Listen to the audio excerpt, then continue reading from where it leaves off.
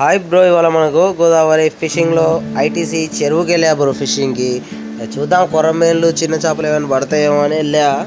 ఎర్రలు తీసుకుని వెళ్ళా కానీ బ్రో స్పాట్ మాత్రం ఎక్సలెంట్గా ఉంది బ్రో. చూడనీకి వర్షాలు పడ్డాయి కదా, ఆ చెక్ డ్యామ్ మీద నుండి వాటర్ పోతున్నాయి. చూడనీకి వ్యూ మాత్రం సూపర్ అంటే సూపర్గా ఉంది బ్రో.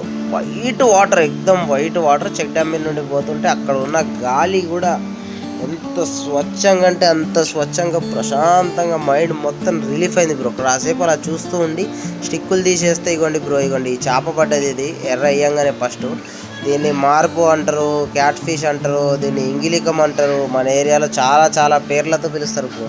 ఇక మొత్తంకైతే ఇవాళ దొరికిన చేపలన్నీ ఇవే బ్రో. దాదాపు ఒక అర కేజీ 400 గ్రాముల దాకా ఉంటాయి. కాకపోతే ఏంటంటే అన్నీ చిన్న చిన్న పిల్లలు కాబట్టి అన్నీ వదిలేసా బ్రో. ఎందుకంటే పెరిగాక మనమే తింటాం. మనం తినకపోతే ఎవరు తింటారు? ఎవరో ఒకరు తింటారు అంతే. అందుకనే అన్నీ వదిలేసా. చూడండి 1 బై 1 ప్రతి ఒక్క చేపను వదిలేసా. ఇది మార్కును వదిలేస్తున్నా చూడండి ప్రజెంట్. మనకి ఇవాళ పడ్డ చేపలు ఏంటంటే బ్రో, ఒకటి మార్పు, ఒకటి కొర్రమేను పిల్ల, చందమామ పరికి, మరియు మన బురక చేప ఒకటి పడ్డది, పాంప్లెట్ ఒకటి పడ్డది. 1 బై 1గా పడ్డ చేపలన్నీ వదిలేసా. కానీ మన ఫేవరెట్ జల్ల చేప మాత్రం పడలేదు బ్రో. ఎందుకో ఏమంటో మరి, అలిగిందో ఏమో మన మీద, మనకైతే పడలేదు అది. మన గోదావరి ఫిషింగ్ వరద ఎక్కువ ఉంది బ్రో. మన గోదావరి వరద కొంచెం సెట్ అయ్యే వరకు ఇక మనకు తప్పదు.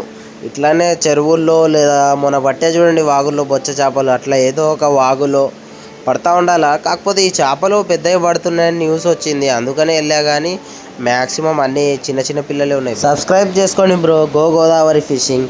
ఆల్మోస్ట్ నేను చేసే ప్రతి ఒక్క ఫిషింగ్ యాక్టివిటీ వీడియో వచ్చేసి ప్రతి ఒక్కటి పెడతా. ఇప్పుడు మనది అన్సీజన్ కాబట్టి చిన్న చేపలకి చెరువులకి అట్ట వెళ్తున్నా.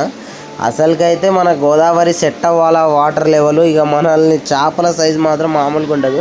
ఆల్రెడీ లాస్ట్ ఇయర్ పడ్డ చేపల వీడియోస్ మన ఛానల్లో ఉన్నాయి, చూడకుంటే ఒకసారి చూడండి బ్రో. సూపర్గా ఉంటాయి వీడియోస్.